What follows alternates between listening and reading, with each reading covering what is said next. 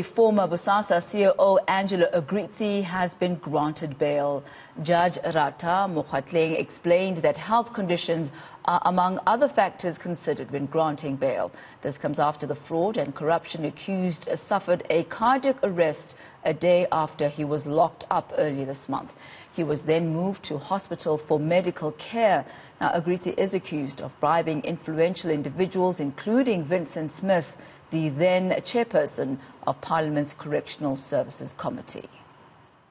In the consideration of the factors which are extrapolated and predicate the granting or refusal of bail, the fact is the accused is in a poor health. When the accused is in poor health generally or requires specialist treatment for a specific ailment, and this may reduce the risk of abscondment, or even if it is nevertheless unlikely to assist the accused, it is nevertheless unlikely to assist the accused because it has been held that medical attention and hospitalization are available to persons in custody. However, the very fact of detention and hospitalization may detrimentally affect a person's poor mental health, and that his continued incarceration could be seen to be contrary to the interests of justice and anathema to the aims and objectives of the Bill of Rights in a constitutional democracy like ours. And in such cases, on clear evidence, the accused's condition can and could in some cases operate in favor of bail being granted. We do have our reporter Bonga Dlulane, who was in court earlier on, and he joins us now in Studio 4 an update. Good to have you here, Bonga. Now, during the session today, was it pretty much a touch and go situation, or was it quite clear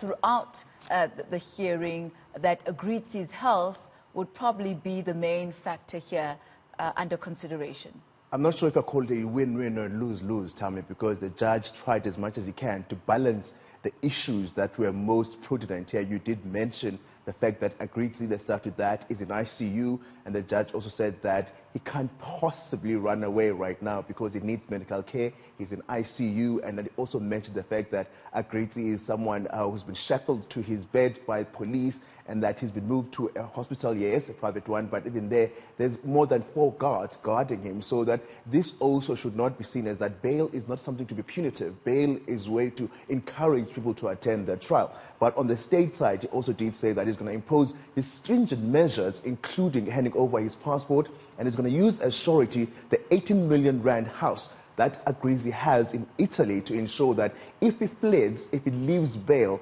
that will be what he forfeits, and that will also be not allowed anywhere near an airport. He has to stay home, and also he has to check in at a police station close to him every other day until his trial on the 3rd of December. I wonder, Bonga, if this at all was even considered and put on the table, because it does seem like perhaps a logical intervention to have been put in place even before his bail was denied. As you said, bail is not supposed to be a punitive measure, but instead something to ensure that the suspect actually comes back into jail. Were the reasons given why maybe this wasn't considered first time round? And this judge was very critical, while respectful of the previous lower court who denied Agrizzi the situation, saying that he made too many inferences without actually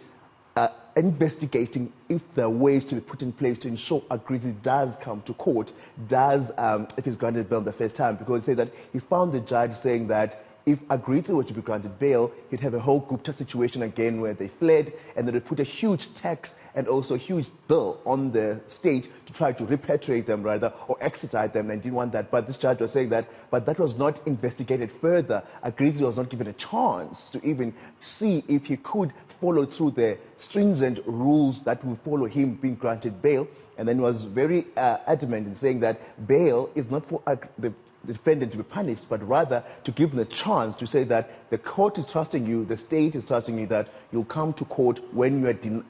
are granted this bail, and that he wanted Agrizzi and that he wanted the magistrates of the law court to first explore all those avenues. He felt that the law court didn't do that and then he said that for his reasoning, he thinks if these imposed restrictions on Agrizzi's movements are imposed, he thinks that Agrizzi will be someone who does come to court because he still has a state capture, he's a whistleblower, and he has to answer for all the crimes against him, hence this hefty surety of his property that he has in Italy. So Agrizzi now temporarily a free man with a measure of restriction put in place. Thank you very much for that update, Bonga.